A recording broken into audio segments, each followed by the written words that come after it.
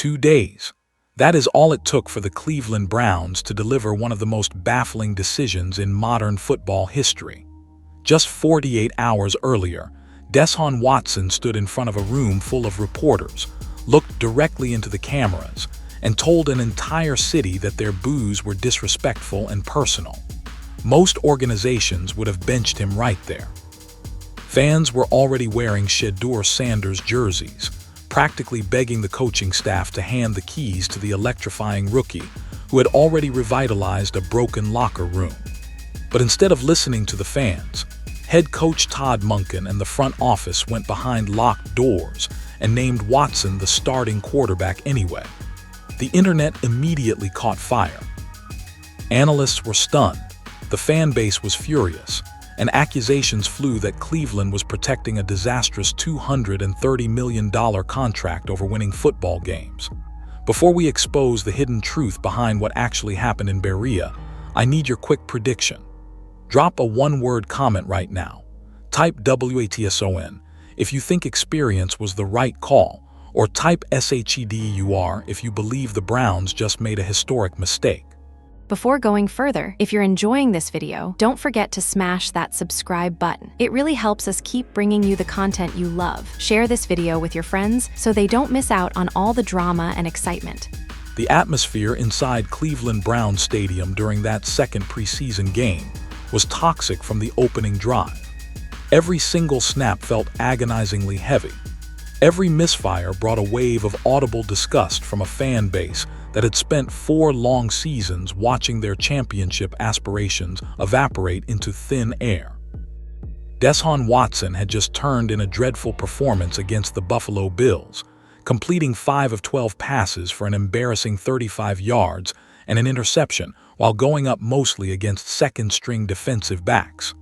The stadium erupted in thunderous boos as he walked off the field. It was not just light grumbling. It was the raw, unfiltered frustration of a sports city pushed to its absolute breaking point. What Watson did in the media room minutes later made an already volatile situation exponentially worse. Instead of falling on the sword, taking accountability for missed reads, or acknowledging the high standards expected of an elite starter, Watson fired straight back at the dog pound. He looked at the press corps and stated that the crowd reaction felt deeply personal rather than performance-related, labeling the hostility from his own home fans as disrespectful. In professional sports, picking a public fight with the very people who buy the tickets and merchandise is the ultimate unforced error. For a quarterback who had barely played over the previous 2 seasons and whose goodwill was already entirely depleted, attacking the fan base felt like career suicide. National commentators immediately pounced on the situation. The prevailing consensus across morning debate shows was that Watson had effectively talked himself out of a job. The door was sitting wide open for Shedeur Sanders, the charismatic 5th-round rookie who had brought life, swag, and late-game magic to Cleveland during his rookie campaign. Sanders had spent the entire training camp operating with quiet discipline, letting his accurate arm and undeniable leadership speak for itself. It seemed like the easiest decision a brand new coaching staff could ever make. Turn the page on a painful era and give the keys to the future. Then came the announcement that sent shockwaves through the entire National Football League. Just 48 hours after Watson publicly clashed with the fans, Todd Monken held a brief press conference and declared that Deshaun Watson was officially named the starting quarterback for the regular season opener. The reaction across the sports landscape was immediate disbelief. Fans felt betrayed. Radio phone lines were flooded with calls for front office firings, and social media erupted with theories that team ownership had forced the coach's hand. If you want the real, unvarnished breakdown of what front offices try to sweep under the rug, you need to be following the right source. Make sure you hit that subscribe button right now to join the NFL updates, because we track the real stories, the locker room whispers, and the contract politics that define modern football before anyone else. To understand why the Browns were willing to face this public relations nightmare, you cannot just look at a single bad preseason outing. You have to trace the path back to the most aggressive, risky, and Before going further, if you're enjoying this video, don't forget to smash that subscribe button. It really helps us keep bringing you the content you love. Share this video with your friends so they don't miss out on all the drama and excitement. Franchise-altering trade the league has ever witnessed. Everything currently unfolding in Cleveland is chained to an afternoon in March of 2022. The Browns did not simply make an aggressive roster upgrade. They completely mortgaged their future to acquire Deshaun Watson from the Houston Texans. Cleveland sent over a staggering package consisting of 3 first-round draft picks, a third-round selection, and 2 fourth-round picks. It was a massive haul of premium draft capital that stripped the organization of its ability to inject cheap, high-end young talent into the roster for nearly half a decade. Yet the draft picks were only half of the equation. To convince Watson to waive his no-trade clause and choose Cleveland over other suitors, the Browns signed him to an unprecedented 5-year, $230 million contract that was 100% fully guaranteed. In the long history of the NFL, fully guaranteed megadeals of that magnitude were completely unheard of for quarterbacks carrying severe off-field baggage. The front office believed they were securing a top-5 quarterback entering the prime of his athletic life, a dynamic dual-threat passer who could go toe-to-toe with the elite quarterbacks of the AFC. Instead, the contract instantly became an inescapable financial and psychological anchor. Shortly after his arrival, the league handed down an 11-game suspension following extensive investigations into off-field misconduct allegations. The team braced for the storm, telling themselves that once the suspension ended, their massive investment would immediately begin paying dividends on the field. But when Watson finally suited up late in the 2022 campaign, he looked like a completely different player than the superstar who once dominated in Houston. His timing was fractured, his pocket presence looked frantic, and his deep ball accuracy was practically non-existent. The pressure inside the front office began to mount exponentially.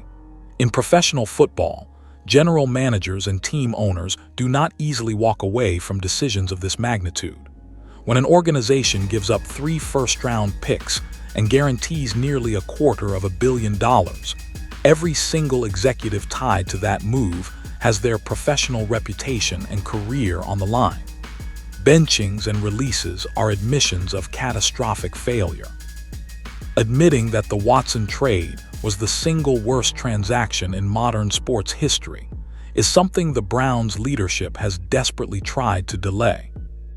That internal desperation created an environment where Watson had to be given every conceivable opportunity to succeed, regardless of public sentiment. If Watson is sitting on the bench holding a clipboard while counting $46 million against the salary cap, the front office looks completely negligent.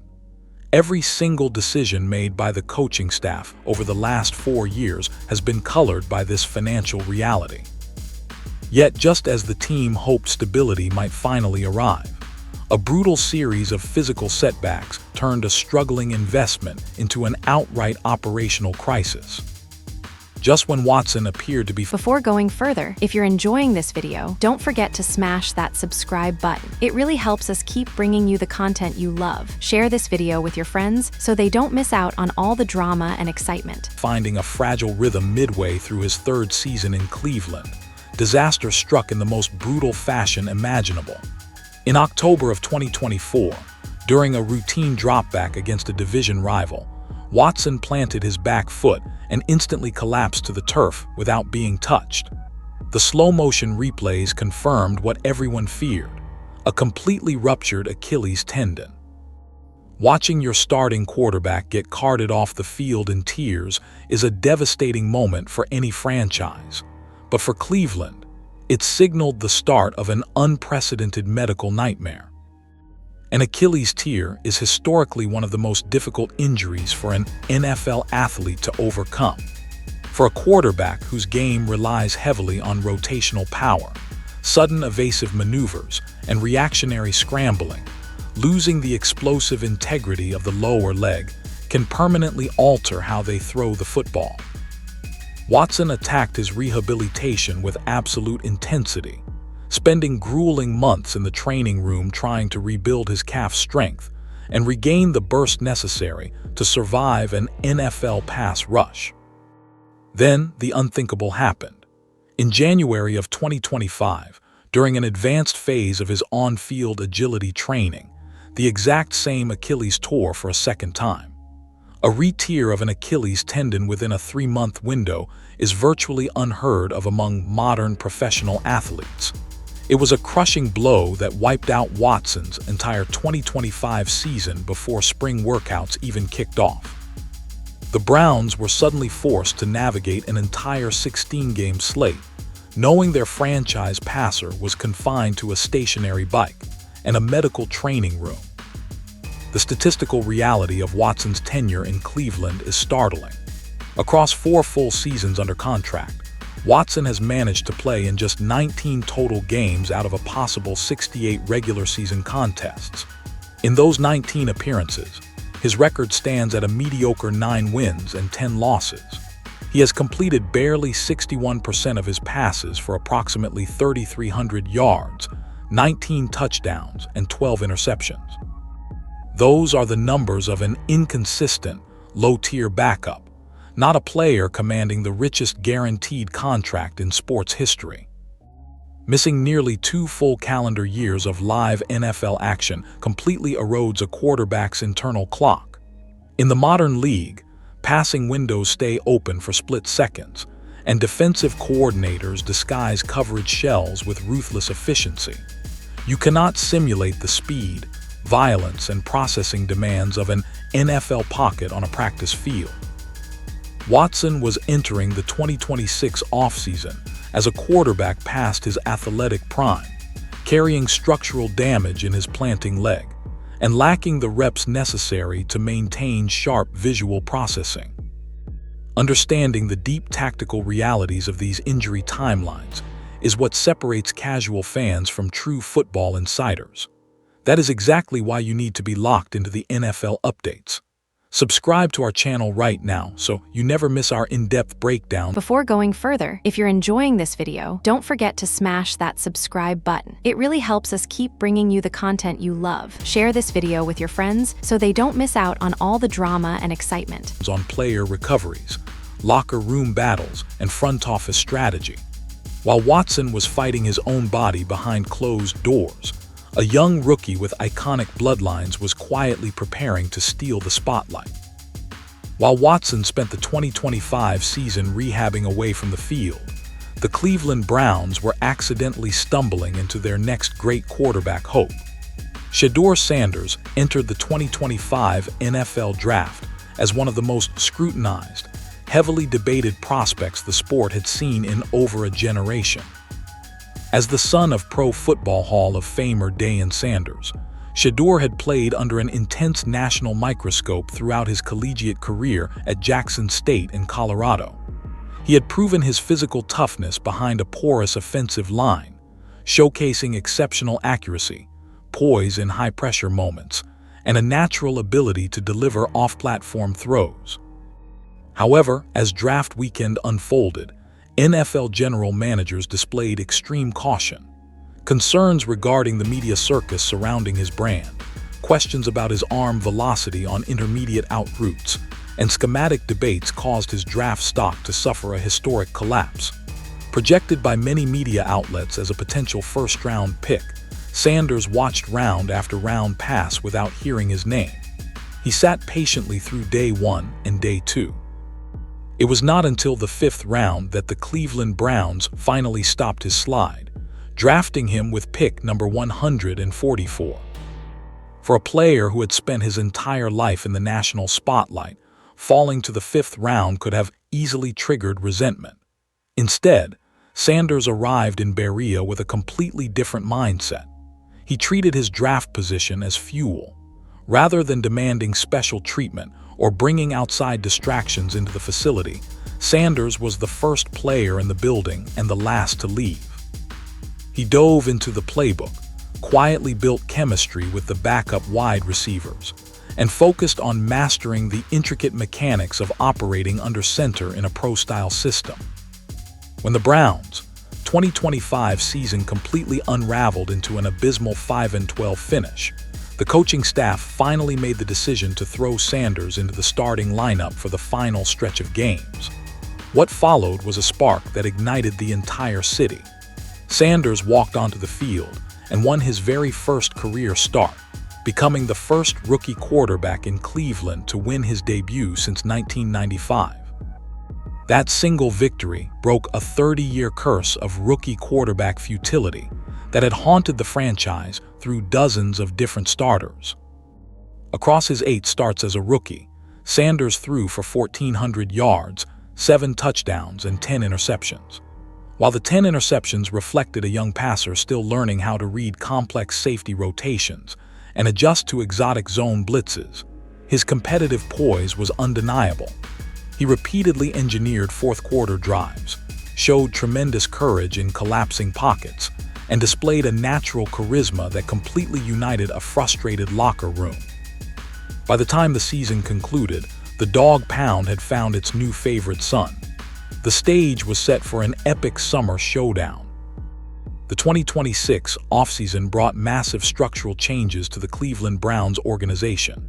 Kevin Stefanski was dismissed, and Todd Monken was hired as the new head coach with a clear directive to install an aggressive, high-scoring offensive system.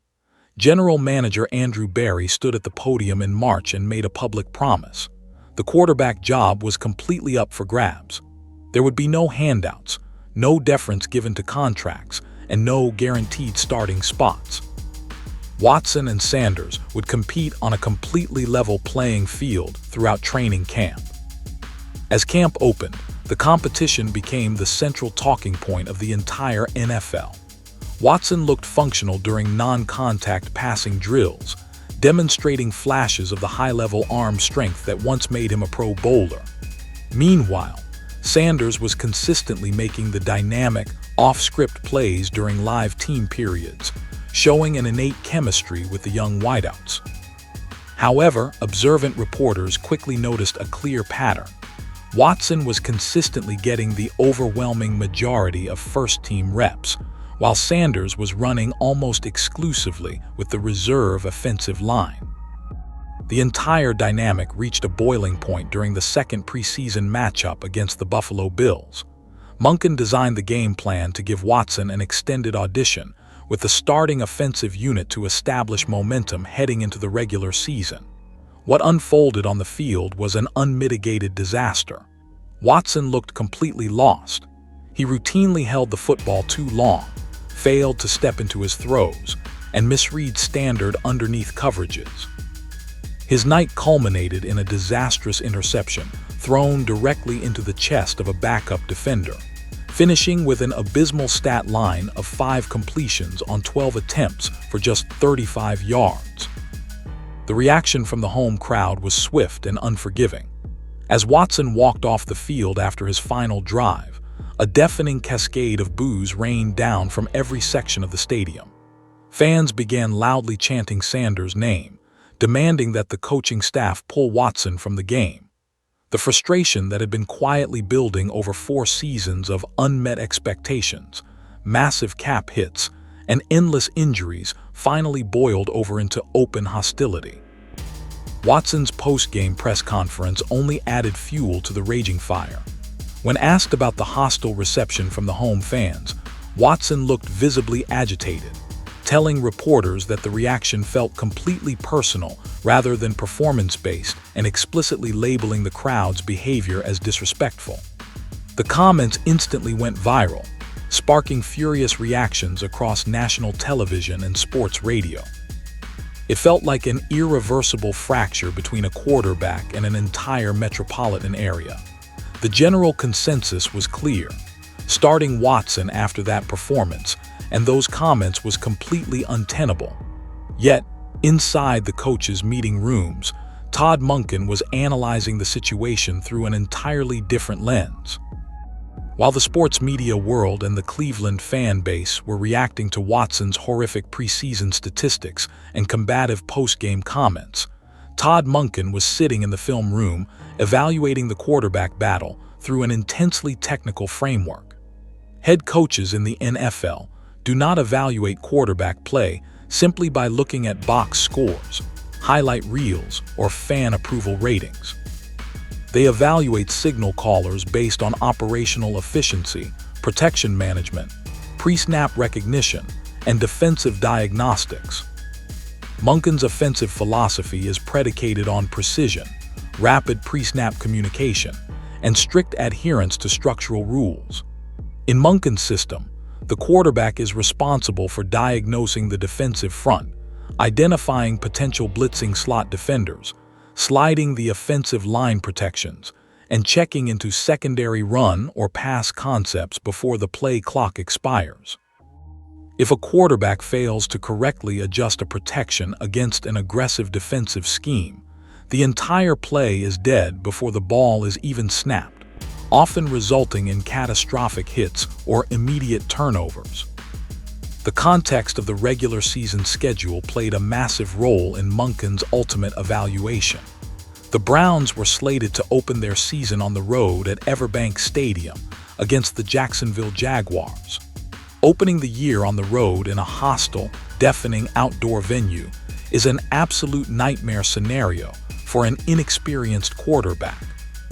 Jacksonville's defensive scheme relies heavily on disguised pressure looks, simulated blitzes, and exotic coverage rotations, specifically designed to confuse young passers who struggle with pre-snap diagnostics. During Sanders' 8 starts as a rookie, his biggest developmental hurdle was not his arm talent or his physical courage. It was his processing speed against exotic pre-snap pressures. Sanders frequently held onto the football while trying to make secondary reads, leading to unnecessary sacks and several of his 10 interceptions. His 68.1 passer rating as a rookie clearly indicated a talented player who was still learning the complex chess match of NFL defensive coverages. Monkin specifically highlighted Watson's veteran operational command as the ultimate deciding factor in the quarterback race. Despite his physical decline and prolonged absence from live action, Watson still possesses 8 years of institutional knowledge diagnosing NFL defensive fronts. He knows how to get an offense aligned in a loud stadium, how to change protections at the line of scrimmage, and how to execute hot reads when an unblocked blitzer comes off the edge. Monkin was not betting on Watson's long-term upside. He was betting on veteran survival skills to navigate a treacherous Week 1 road environment. Despite the explosive media narratives painting the Cleveland quarterback situation as a bitter civil war, the reality behind closed doors inside the Berea facility was surprisingly professional. When an organization features an embattled, high-priced veteran fighting for his football life against a beloved young rookie with a massive social media presence, locker rooms often fracture into competing factions. Offensive linemen take sides, wide receivers complain about targets, and coaching staffs lose control of the team culture. However, Watson and Sanders maintained a remarkably healthy working relationship throughout the entire summer. Sanders repeatedly praised Watson in private team meetings and public interviews, acknowledging that the veteran went out of his way to help him break down complex defensive film and master advanced coverage reads. Watson, fully aware that his standing with the organization was on life support, chose to mentor the young passer rather than freeze him out of quarterback meetings. Before going further, if you're enjoying this video, don't forget to smash that subscribe button. It really helps us keep bringing you the content you love. Share this video with your friends so they don't miss out on all the drama and excitement. Both players understood that the true battle was not personal. It was about navigating a high-pressure situation under an intense media spotlight. When Todd Monken finally called Sanders into his office to inform him that Watson had been awarded the Week 1 starting job, the young quarterback handled the news with incredible maturity. Sanders did not leak complaints to national reporters, nor did he allow his family camp to create a media circus. He understood the long-term reality of his situation. spending additional time learning Monkin's complex offensive system from the sideline, without the pressure of having to carry a struggling offense, could significantly accelerate his professional development. History is filled with talented young quarterbacks whose careers were permanently ruined by being thrust into unwinnable situations too early. Staying completely informed on these private locker room dynamics is what gives real football fans the true edge. If you want unmatched access to the stories that actually matter across the league, make sure you are subscribed to the NFL updates right now. We provide the complete picture behind every massive roster battle in professional football. The harsh reality facing the Browns organization, however, is that while Watson may have won the internal coaching battle in August, his institutional support has completely vanished. He is stepping onto the field without a safety net, and the consequences of another failure will be catastrophic. Deshaun Watson enters the 2026 NFL regular season, standing on the most precarious ground of his entire career. He officially turns 31 years old the day after the season opener against Jacksonville. In professional football, 31 is the exact age where pure athleticism begins to decline, and a quarterback must rely entirely on anticipation, pocket mechanics, and surgical precision. For a player who has endured 2 separate Achilles tendon tears and has played just 19 games over the last 4 years, the margin for error no longer exists. Todd Monken may have named Watson his starter, but his leash is practically non-existent. Monkin is a first-year head coach who has zero personal or emotional investment in Watson's $230 million contract. Monkin was not the person who traded away 3 first-round draft picks, and he will not sacrifice his own coaching reputation or lose the locker room in order to protect the front office's past financial blunders. The AFC North is an unforgiving meat grinder, where dropping 2 or 3 games early in the season can instantly destroy a team's playoff hopes. If Watson walks onto the field in Jacksonville and looks hesitant, holds onto the football, or turns the ball over in crucial moments, Monkin will not hesitate to make a swift quarterback change. Shedeur Sanders is not an anonymous backup sitting quietly on the bench.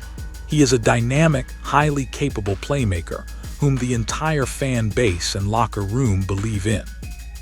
The moment Watson throws an errant pass or stalls an offensive drive, television cameras will instantly cut to Sanders warming up his arm on the sideline, and the pressure on the coaching staff will become suffocating. The Cleveland Browns have finally arrived at the definitive turning point of this multi-year saga. The guaranteed money cannot save Watson anymore. The trade equity is a sunk cost of the past, and the patience of the entire fan base has completely expired. If Watson cannot deliver an efficient, high-level performance against Jacksonville, the Browns will have no choice but to permanently bench the most expensive investment in franchise history and officially hand the keys of the franchise to Shedeur Sanders. The Cleveland Browns did not name Deshaun Watson their starting quarterback because they were terrified of his massive contract, and they certainly did not bench Shedeur Sanders because they lack faith in his long-term potential.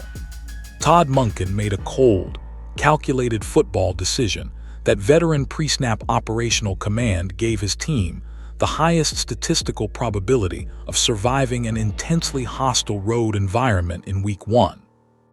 It represents the ultimate high-stakes gamble for a brand-new coaching staff. If Watson plays composed football, manages protections, and guides the Browns to an impressive road victory, Monkin will look like a master strategist who had the courage to ignore external noise and make the right football call. But if Watson looks sluggish, struggles against the blitz, or reignites his public feud with the fan base, Cleveland will instantly find itself engulfed in a full-blown quarterback controversy before the season even reaches October. Now, I want to hear your thoughts on how this high-stakes saga plays out. Will Deshaun Watson silence his critics and revive his career, or is Shedeur Sanders going to take over the starting job by Week 4? Drop your boldest season predictions in the comments below. Do not forget to hit that like button. Subscribe to the NFL updates for the most comprehensive football coverage on YouTube, and turn on notifications so you never miss our next deep dive. Thanks for watching, and we will see you on the next one.